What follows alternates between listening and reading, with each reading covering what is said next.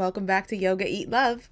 I'm Sabrina Callie, your guide, friend, yoga teacher, spiritual mentor, plant-based chef, and fellow human walking this path with you. Hello, welcome, welcome. So today we're continuing our series, Sovereignty and the Rebirth of You, with a conversation about why so many people have full lives and still feel unfulfilled. So if you've been following along, you know we've been exploring what it actually means to come back into your power, your steadiness, your center, especially in a world that often feels chaotic and kind of crazy. In episode 1, we talked about sovereignty, that feeling of I'm so in control of my shit, but not controlling life or being controlled by it, but rather feeling steady within it. And in episode 2, we talked about consistency and how to build consistency. I shared with you my simple 5D strategy for how to create that positive feedback loop through practice. And today, episode 3, we're going to talk about something deeper, this idea of fulfillment and what fulfillment actually comes from. So let me start with a question. Why do so many people have full lives and still feel unfulfilled? Like something big is missing. Like you have this beautiful home, you have this great career, you have a pretty good relationship, you love your kids, you're pretty successful overall and comfortable, yet there's still this quiet sense of like, is this it? Like there's this voice inside whispering, this can't be it. So today we're going to talk about fulfillment, how we pursue it, and why much of what we've been taught is actually wrong. So let's start with what I call the old way. And if you've been following me for a while, and if you've tuned into the podcast before, this does come up pretty frequently, this idea of what we've been taught is wrong, and this old paradigm. So by old, I actually mean the way that most of us were conditioned to think growing up, especially those of us who are Gen Xers and beyond, right? The message was pretty clear. Happiness comes from external achievements. Once I get this thing, then I'll feel good. Once I get this job, then I'll feel complete. Or I'll have enough. Once I get that house, I'll be happy. Once I get a partner, then I'll be happy. Once I get the body I want, then I'll be happy. Once I get the recognition, then I'll feel fulfilled. And this is reinforced everywhere around us. This is not something I'm making up out of thin air. This is real. This exists in our culture in so many facets. Just think about our consumer culture that we live in now. Like you're feeling low, you're feeling bored, add to cart. Shop, add to cart. Shop, add to cart. And like adding to the cart is actually going to make us feel better. I mean, maybe in tiny doses, we get that like dopamine hit of happiness, but it doesn't last. We have this pathology of productivity in our culture that if we just keep going and don't stop and achieve more, then we'll be rewarded for our efforts. It just doesn't work that way. Or here's the other one when we were kids, right? Like do well in school, then you'll get a good job. Or do well in school, then you'll go to a good college. And then do well in college, and then you'll get a good job. And then do well at work, and then you'll be able to buy the house with the picket fence and have the 2 kids and get that car that you love, or in relationships, right? If I look pretty enough and stay skinny enough, then I'll find a partner, right? Then I'll find my Prince Charming, right? That delusion of the fairy tale that we were conditioned to believe. But the thing of it is that we're always chasing this next thing. At least we've been conditioned to chase the next thing. And this even shows up in spiritual spaces too, like chasing achievements in the spiritual realm, chasing this idea of enlightenment. Like if I do more trainings, then I'll reach that pinnacle, or where I'll get more certifications and then I'll feel like the Buddha or more experiences. And now listen, like none of these things are bad. Career, money, relationships, recognition, none of it's bad. These can really truly be powerful for us and bring us moments of happiness. But the reality is that these moments of happiness can be and are really fleeting. Like they make you feel good for a minute, but it's not enough. They rarely create lasting fulfillment and sense of satisfaction. Now, why might that be the case? Because fulfillment, that inner sense of satisfaction and wholeness, isn't something you can buy. I'm going to say that again. Fulfillment isn't something you can buy.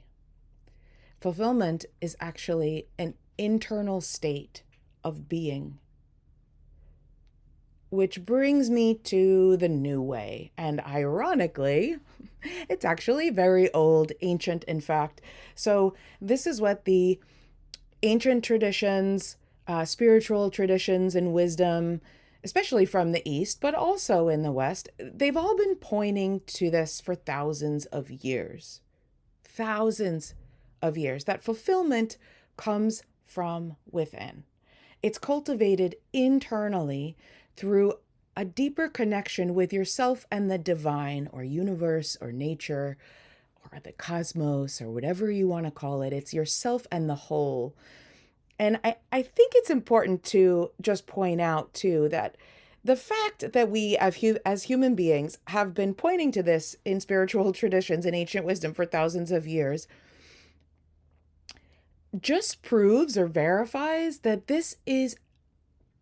it means it's part of our human condition. Like just because we live in this modern world doesn't mean we don't, what am I trying to say? It doesn't mean that we aren't susceptible to the same issues of this human condition that have been part of the human condition since the beginning of time, pretty much, because we have these giant, complex brains, right, that no other species on the planet has.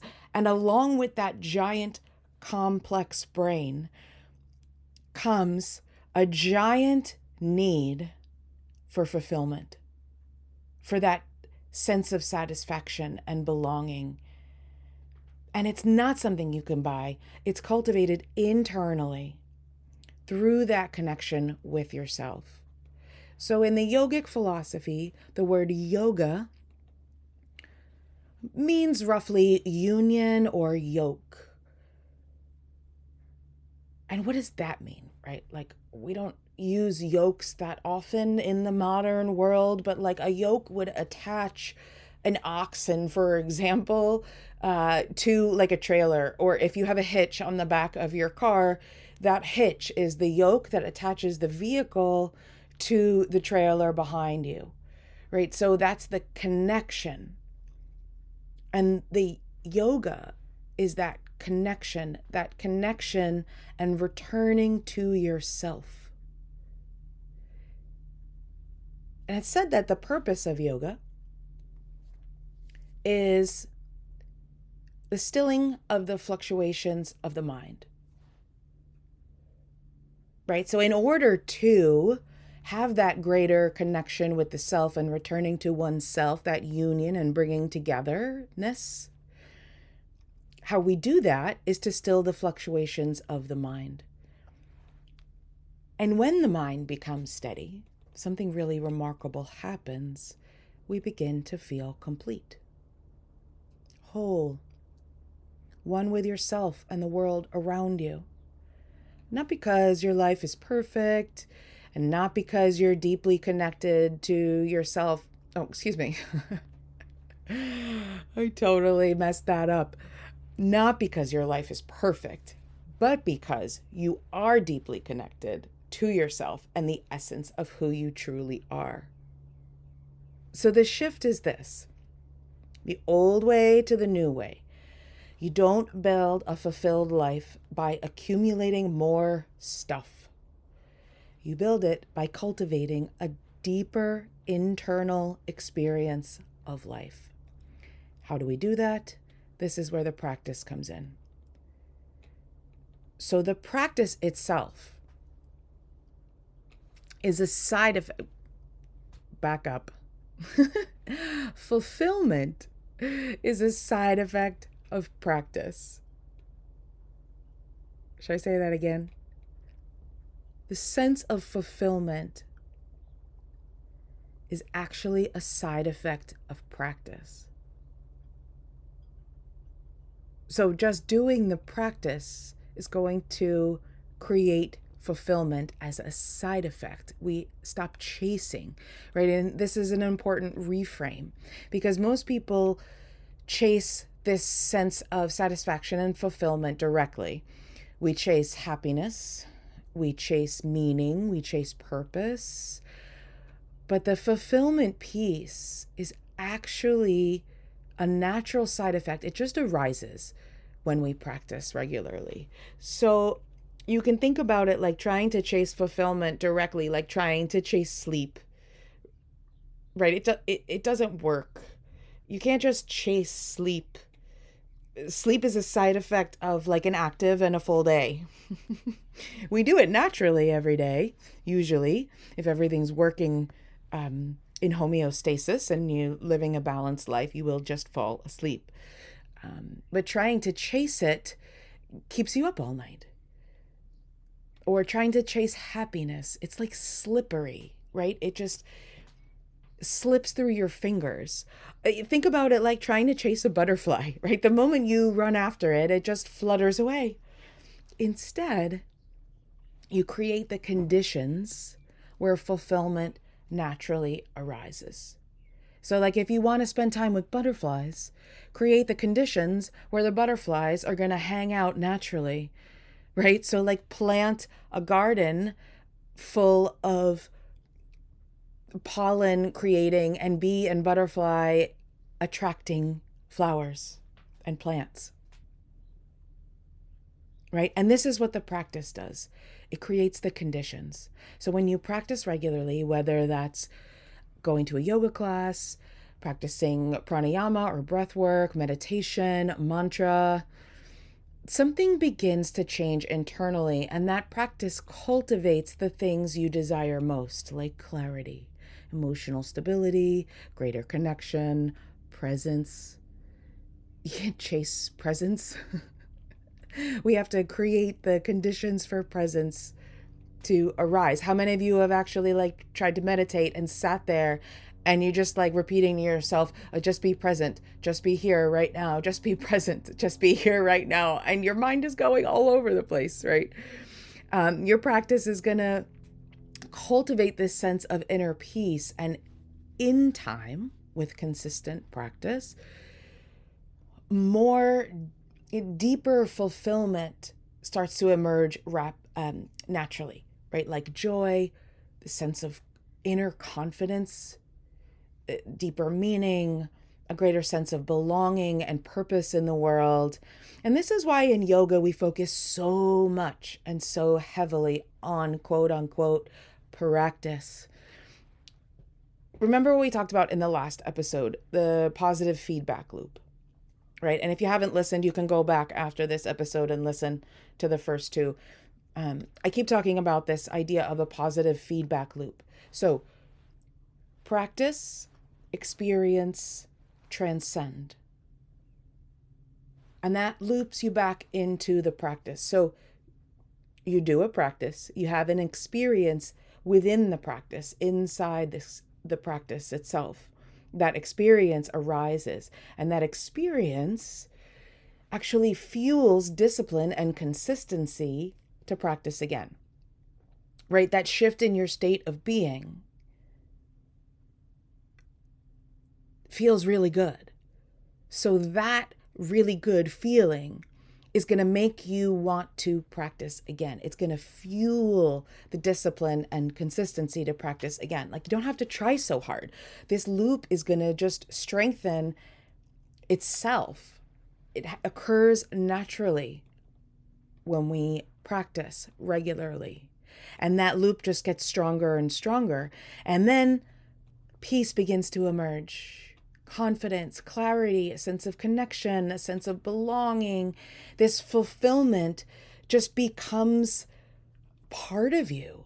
And not something that you're chasing after, like that fluttering butterfly, but something that just naturally arises. And that's the rebirth that I'm talking about in this series.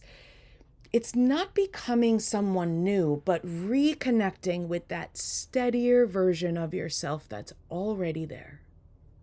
So imagine yourself like 3 to 6 months from now, if you stayed in this positive feedback loop, right? Practice regularly, breathing before reacting, moving your body with intention, maybe sitting in stillness just for a few minutes each day. How different might you feel in just a short amount of time?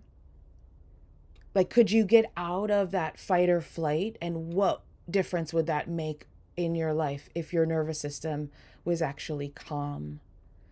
And how different would your relationships feel, right? Like with your children or your husband or your parents, right? That kind of steady change, it honestly doesn't happen through a one-off dramatic breakthrough. I mean, that could be the breakthrough, right? But it actually happens through consistent and a gentle return to practice, like not forcing.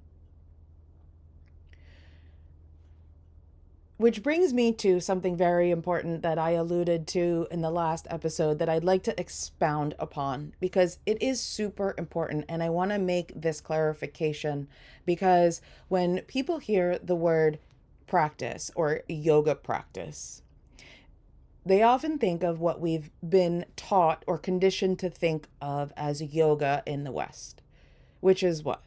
Like when I say you have to practice yoga every day, what do you think of? Like, what do you think of? What's the first visual that comes to mind when I say yoga practice? 9 times out of 10, and tell me if I'm right or wrong, but we think of a posture-based class. We think of an asana practice. We think of going to a studio, and if you're in a city, you're probably mat to mat, and you think of like sweating and doing all these shapes with your body, you know, and you might think when I say this, like, I love yoga, but I don't have time for an hour class every day. That's crazy. Or you might say, I hate yoga. It's not for me. Whichever side of the fence that you're on, the truth is, in the authentic yogic tradition that has been around for thousands of years, yoga is not primarily posture-based. It's not what you think. It's not an asana class. Asana, or postures, if you're not familiar with the Sanskrit term asana, it means postures or seat. So it's actually a very small part, like 10% maybe. And I'm saying all of this because I want to reinforce or enforce in your mind that your daily yoga practice can take many forms. It doesn't have to mean going to a yoga class like you're thinking of it right now every single day, right? Your practice might include asana or movement or just sitting. That's a posture too, right? Your practice might include pranayama and kriya, right? Or breath work. Your practice might include meditation. It might include mantra. It might include prayer if that's part of your religious tradition. Your practice might include self-study or journaling or walking in nature. It could include listening to wisdom and philosophy, or maybe even just listening to this podcast, right? Like this counts as your practice. A satsang or gathering with a teacher and community where there's an exchange of ideas and questions being asked and thoughtful answers being given, where you gain insights and like a deeper knowing for something that you're interested in. It could be intentional stillness, right? Just sitting still and listening to the birds. It could be a sound bath experience, right? Like going to a concert, experiencing music. That could be part of your practice. Going to a sound bath, right? I lead sound baths. I play singing bowls, crystal singing bowls. It could be listening to frequency and binaural beats or chanting. So a practice, your yoga practice, is anything that helps you reconnect with your deeper self. Something that either lights you up or quiets the mind. So now, just to go a little bit more into yoga and the yogic tradition, our practice is described through 8 limbs of yoga. So yoga is divided up into 8 limbs, at least by Patanjali in the Yoga Sutras, right? And this is sort of the 8 limbs of yoga that we abide by as yoga practitioners and what we learn as yoga teachers, right? And I'm sure many or all of you have heard of these 8 limbs before. They are the yamas and the niyamas: asana, pranayama, pratyahara, dharana, dhyana, and samadhi. So now, many of those words you probably don't necessarily understand fully, or maybe you're just lightly familiar with. But asana is only one of the 8. So the postures, or the seat of yoga, is just one branch of 8. Right? There's breath, meditation, sound, wisdom, awareness, withdrawal of the senses. They're all equally powerful. Right? Asana is just one of 8. It's one piece of this yoke or union with your higher self. And not higher in hierarchical, just higher as in divine connection, right? This greater connection with something bigger than you are. And so your practice really just has to fit your life, your body, and your nervous system. And it will naturally evolve over time. So if I may, feel like I want to share with you a little bit about my own personal journey. And for many of the clients and students that I work with, it's very similar, right? I'll speak for myself. When I first started practicing yoga in my late teens, my yoga practice was, like many of yours, almost entirely like power yoga. It was a very intense form of workout, gym sort of style yoga, and I loved it. Then in time, it became a little bit more spiritual, but it was still very vinyasa based. But I had those like glimmers of connection and that yoke that I was talking about, right? I was like deep in these vinyasa flows and linking the breath with the movement or posture. And that's when I would feel that connection with the infinite, right? But the truth is, as soon as I finished the practice, it was gone. Or like I felt really bored in static or more hatha style yoga practices. And I had a hard time being still enough for pranayama when I was taught them or was led into them. But eventually, through my continued practice, because I still loved it so much that I wanted to continue, it still felt really good, even though I could be bored at times with hatha practice and pranayama. But I stayed with it, and I discovered chanting and mantra. And that started to create a real shift in my sense of peace. And that gave me the experience, right? That experience of peace to like, oh, Let me dive deeper. So I did. I started doing or going to or participating in teacher trainings all over the world in various styles. I was like sampling as much as I possibly could because I was like, oh, I want more of that. Oh, I want more of that. And eventually I discovered Himalayan Kundalini. And that's when like something huge shifted inside. All of a sudden, my mind got quiet enough to really feel and hear the deeper layers of myself and really feel that deeper connection and that expansiveness. And I realize that when I'm just talking about this, it can sound maybe a little woo-woo or like a little esoteric, but you have to experience it for yourself in your body, and then it just clicks. So these Himalayan Kundalini practices allowed me to get quiet enough to experience the practices more deeply. Right? My mind was quiet enough that I could start to peel back the layers of my own being, deconditioning through pranayama and kriya and the power of sound and mantra to really feel that connection. And that's why the way I teach has evolved too. And I started out teaching just vinyasa.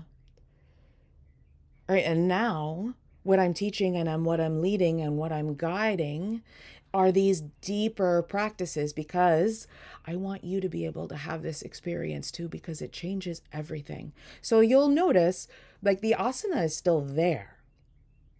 You know, if you've done any practices with me, there's still asana there, but it's just one piece. Right? There's meditation and pranayama and kriya and mantra and self-study and wisdom. It's all equally important.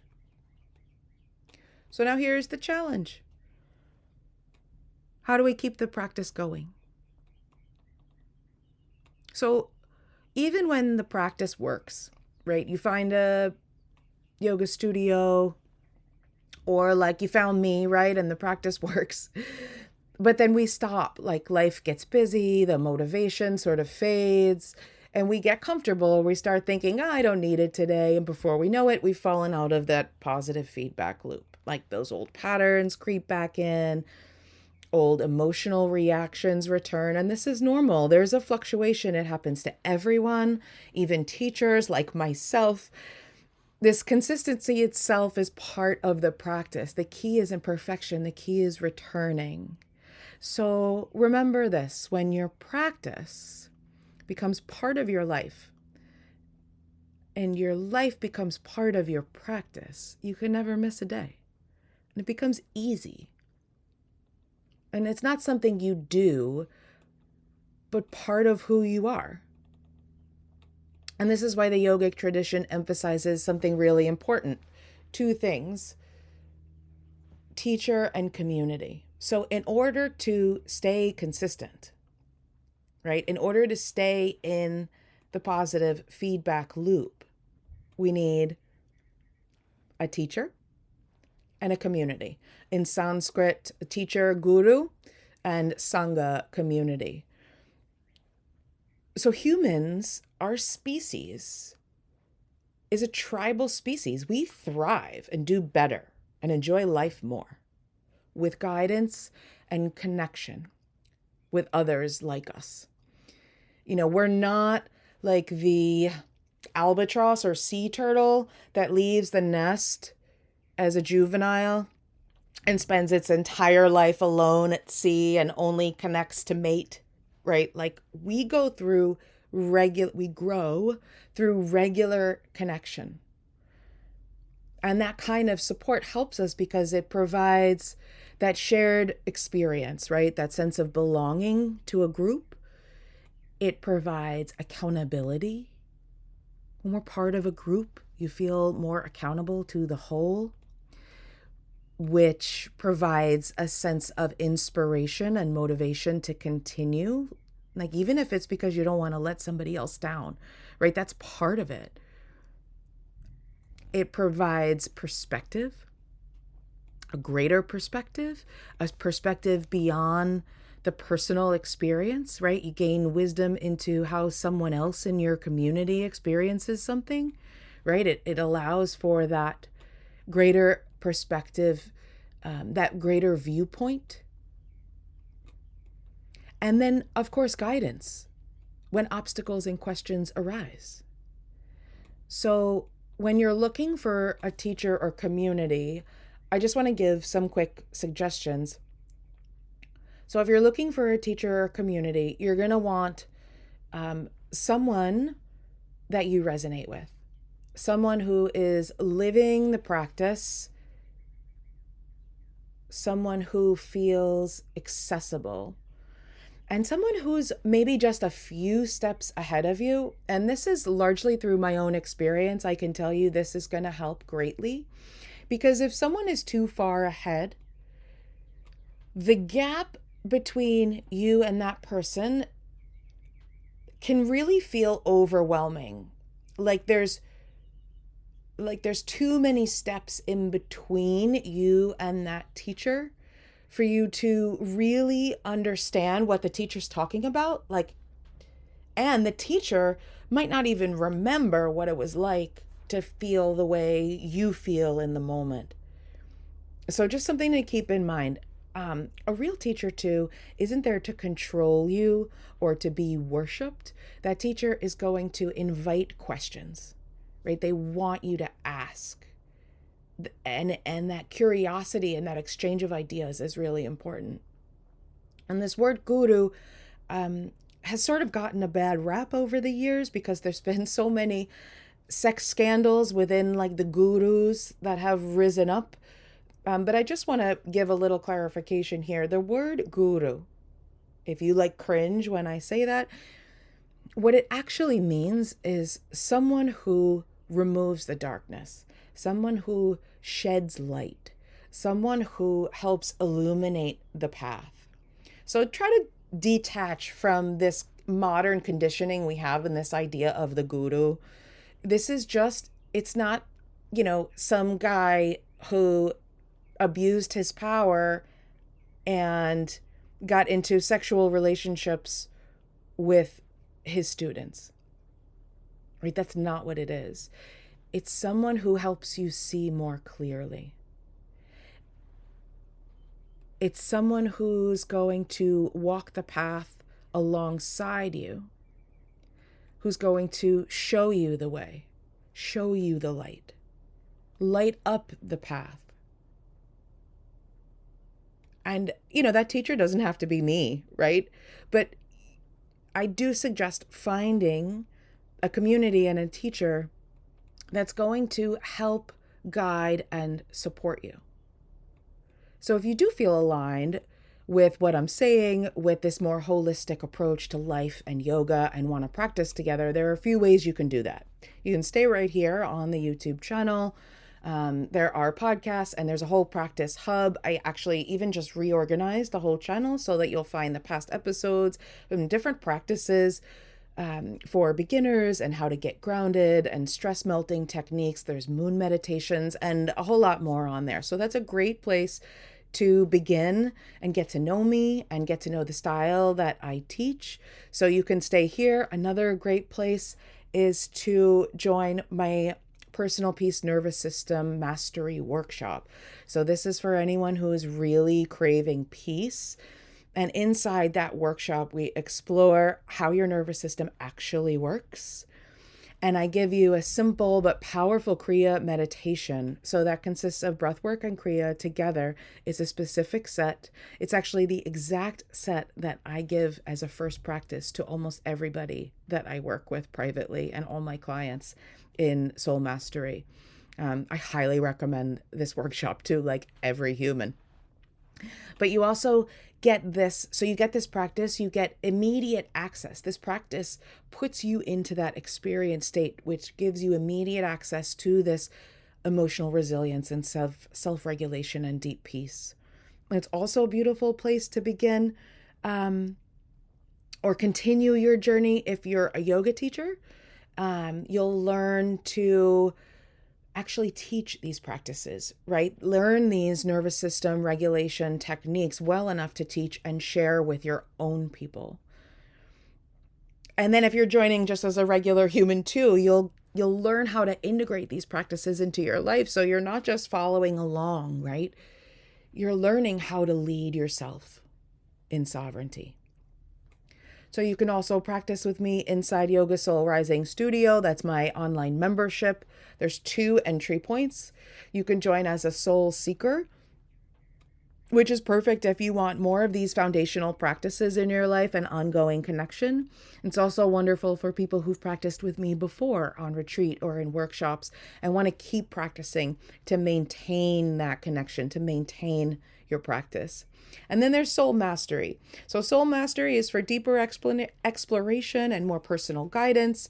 And this is really designed for committed practitioners with sincere interest who really want to go further. And what I hear most often from my Soul Mastery clients is like, this is better than therapy, which, right, like these practices are amazing. So if you're interested, you can find all of those links in the description here or on my website at Sabrina Cali with 2 L's yoga.com. So let's wrap it up and bring this back to the heart of today's episode. Fulfillment isn't something you chase. It's something that emerges from practice. So start small, stay curious. And when you fall off, just know that that's normal and simply return. Because the real transformation happens through consistent return. So if you've enjoyed this episode, please share the love. And don't forget to like and subscribe to Yoga Eat Love so you don't miss any future episodes and practices. I have lots coming up in the next few weeks and months. So thank you for listening and practicing with me. I appreciate you. Let's move with your energy, not against it. One breath, one practice, one moment at a time. Until next time, loves. Namaste.